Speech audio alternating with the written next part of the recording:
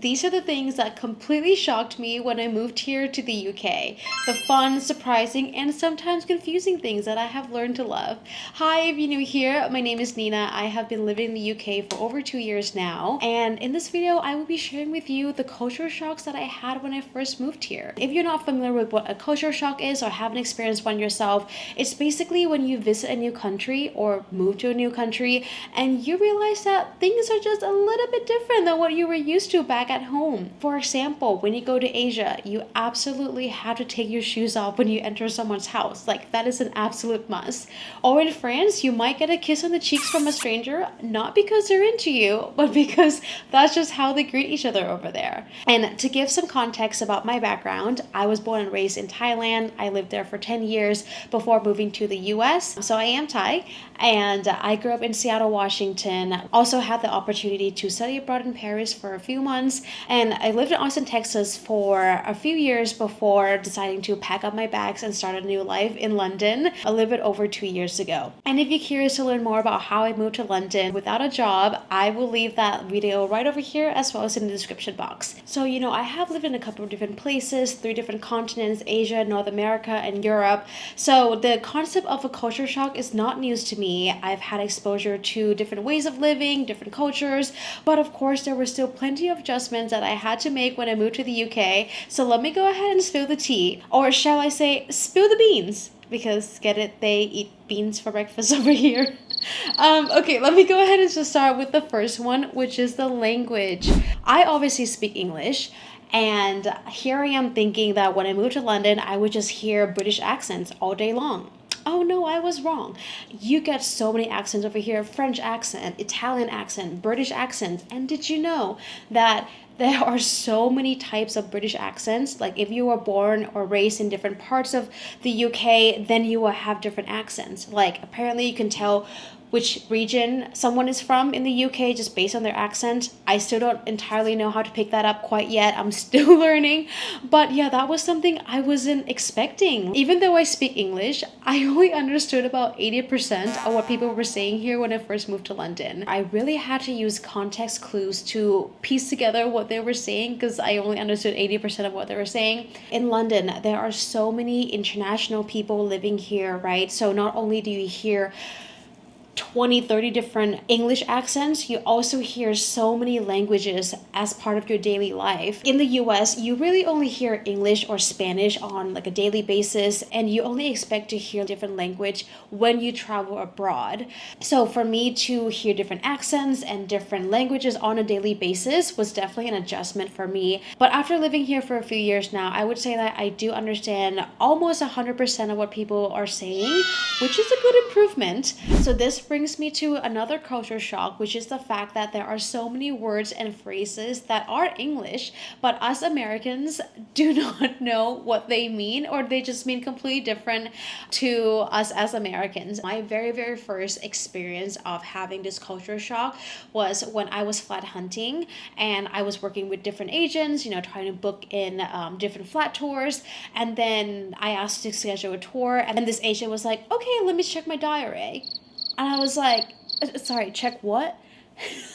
So the word diary is basically the same thing as like a calendar or like checking their schedule.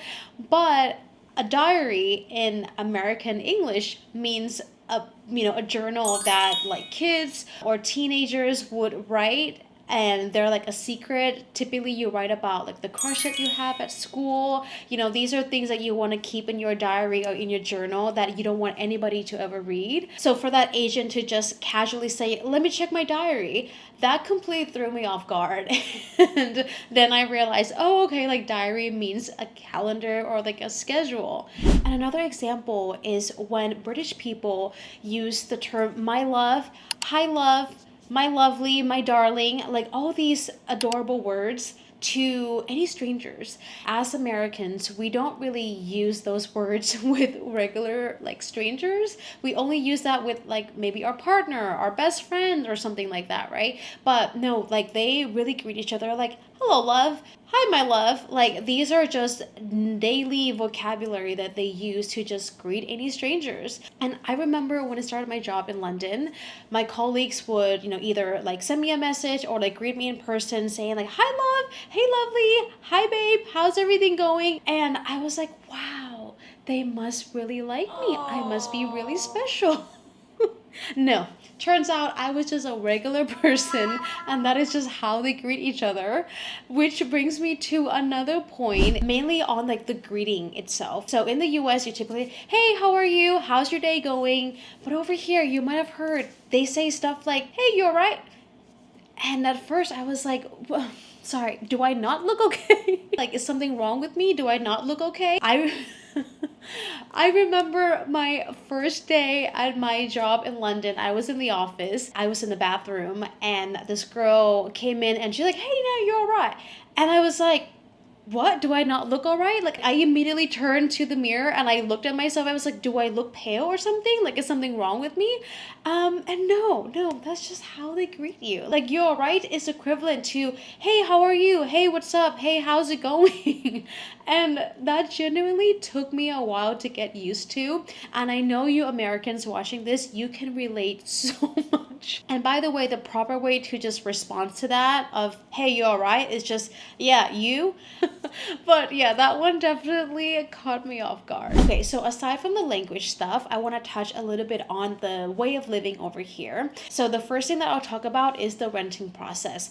In the US, or at least where I lived, which is Austin, Texas, how you would go about renting an apartment is, let's say you're walking past an apartment complex and you're like, oh wow, this is a beautiful apartment complex. I want to live there. All you have to do is just look up the name of that apartment. You go on Google, you type in the apartment name, you go on their website, you look at the floor plan, you look at when it's available, you apply, you get accepted, you get the keys, and you move in, right? Like, it's a very straightforward process, and obviously they do some background check, credit check, and so forth. But over here, oh my gosh, renting a flat, they call it a flat over here, not an apartment. Renting a flat over here feels like you're buying a house. It's like a whole process. You have to basically put in an offer. You have to negotiate. You have to work with different agents. Like, if you inquire about 20 different apartments or flats, you will be working with 20 different agents. Literally like buying a house. Okay, so this brings me to another point, which is regarding differences in home styles. So, in the US, it's very common for you to have like a pantry room, a dedicated laundry room. Sometimes you even have a second fridge that is in your garage. And the size of the appliances, like your oven, your microwave, your fridge, your dishwasher, your washing machines, are bigger, or in my eyes, I see them as regular sizes. But when you come to the UK, everything is much smaller over here. Mini fridges, oh my gosh, I was so blown away. Like, it's very common for London flats to have just a mini fridge. Like, imagine like the fridge that you have in like a hotel room. That is what they consider as their regular fridge. When I was flat hunting, I was like, the main requirement that I need to have is I need a full-size fridge, no matter what. Like, I need a full-size fridge. Our first flat, came with a mini fridge, and I was like, there's no way I can live with a mini fridge. So we decided to purchase a full-size fridge. We're in our second flat now, by the way. Luckily, my flat came with a full-size fridge. It's also very common for you to not have a dedicated dryer. Sometimes you might have like a 2-in-1. So like my washing machine actually is a washing machine and also a dryer in itself. However, I feel a little weird using the dryer function because I'm just like, how can this thing be filled with water an hour ago and now is going to just be filled with like electricity and like drying my clothes? Like, so I don't know, I don't feel very comfortable using the dryer like functionalities, so I just still dry my clothes on like a drying rack.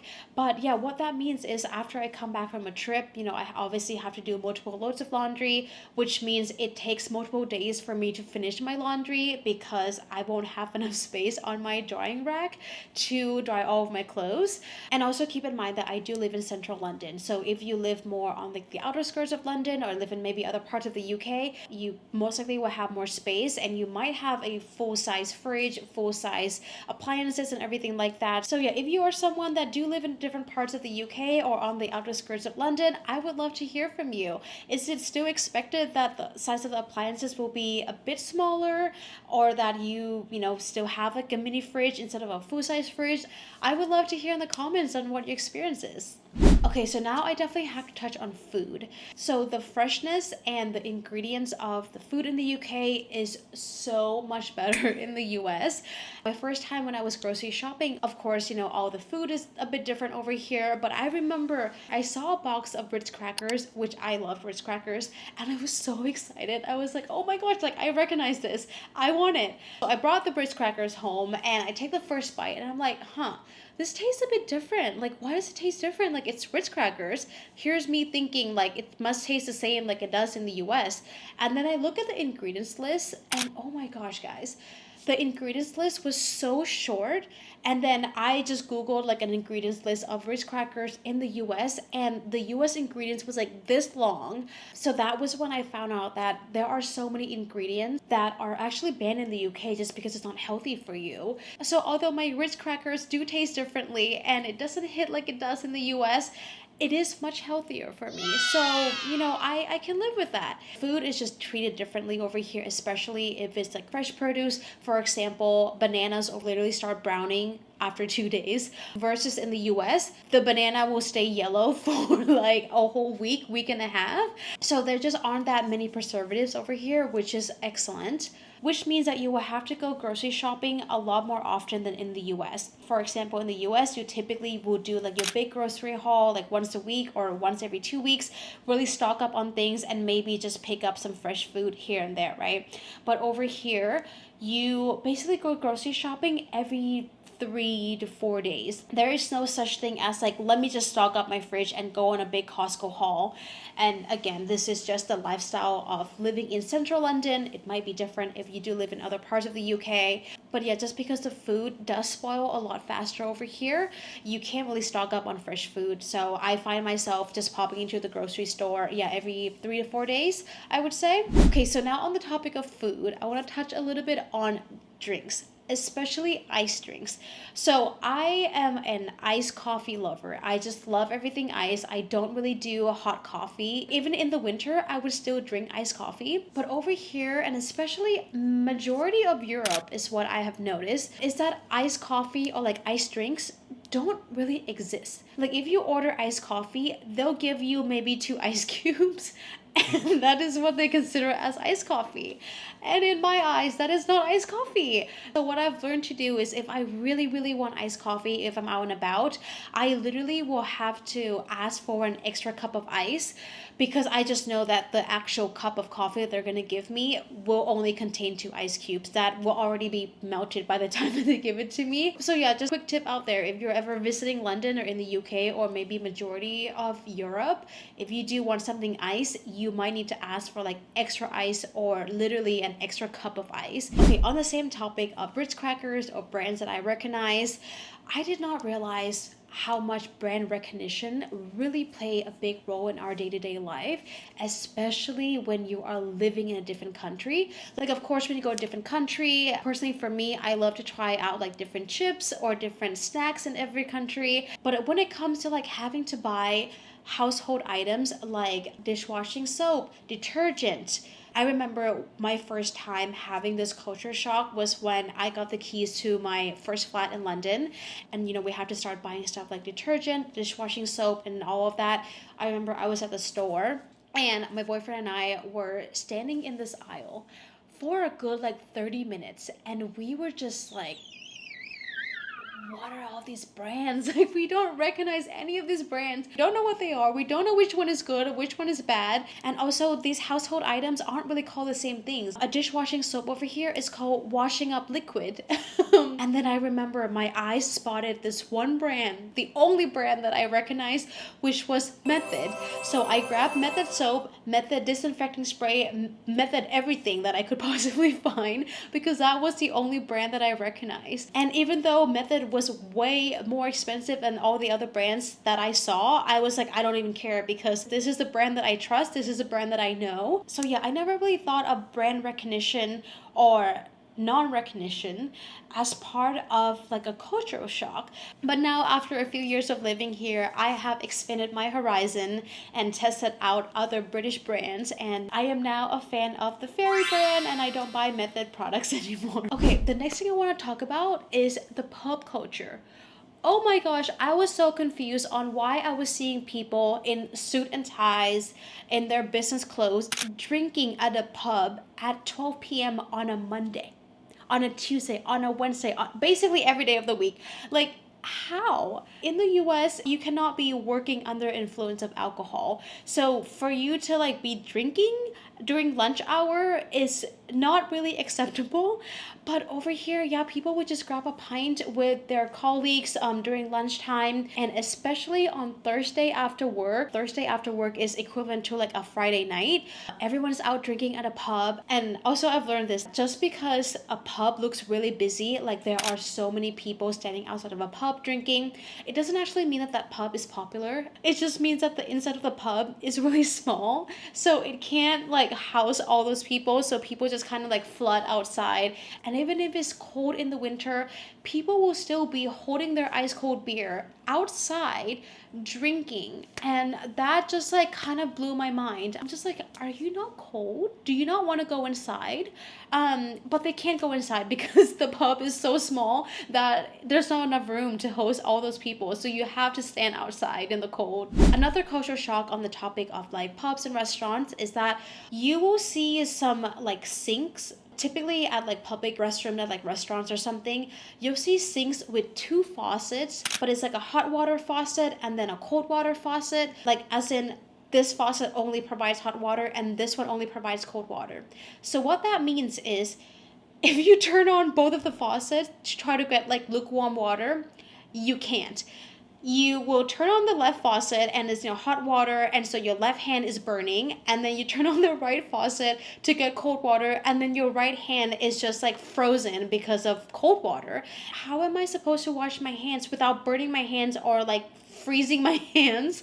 So maybe I'm doing something wrong. I don't know. Let me know in the comments if you do know how I'm supposed to like properly mix these two temperature waters together, because I would love to know. Okay, now the last culture shock that I want to talk about is that making friends over here is very difficult and very different.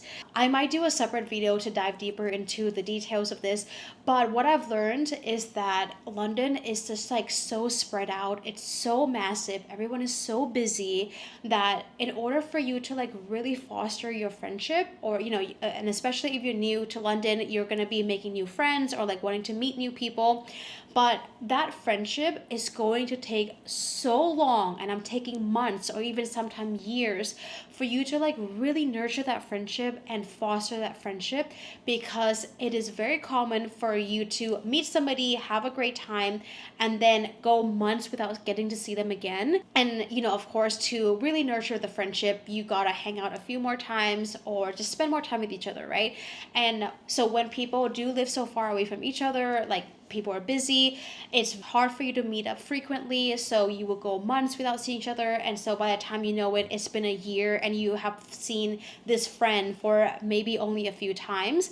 Versus my experience of living in Austin, Texas, I would see the same friend a few times a week. Like that is a very normal thing, and it's very easy to just like spontaneously make plans. Let's say it's a Monday and you text somebody and you're like, hey, do you want to grab dinner on Thursday? Then yeah, you meet up on Thursday. But I feel like you definitely cannot do that in London without planning for that weeks or sometimes even months in advance. That is honestly a whole different topic. Let me know if you want me to dive deeper into this topic, because I can maybe make a separate video on like pros and cons of living in London or living in the UK, with making friends or like friendship being one of the main topics that I can dive deeper into, because there is a lot to talk about. Really what I wanted to get at is the culture shock that I had regarding friendship over here is that it takes so long and so much more effort to really make friends and really foster that friendship. That is something that I was not used to based on my experience of living in Austin. This is basically all the culture shock that I had to get used to after moving to the UK. I would love to hear from you. If you are someone who also just moved to London from a different country or different city, I'm curious to hear more about your experience. Do you agree with culture shock that I've mentioned in this video, or is there anything that you'd like to add? Please let me know if you would like me to do a separate video, maybe diving deeper into like pros and cons of living in London, or like the reality of what it's like to be an expat living in London, because let me tell you, it is not all sunshine and rainbows. It is not as glamorous as you might think. Thank you so much for watching. I hope that you have enjoyed this video, and if you have, then I would appreciate if you can give it a thumbs up. I make travel videos as well as videos about what life is like in London, so if that is a content that interests you, then I would love it if you can hit the subscribe button so you don't miss out on my future videos. Thank you so much again for your time, and I will see you in my next video. Bye!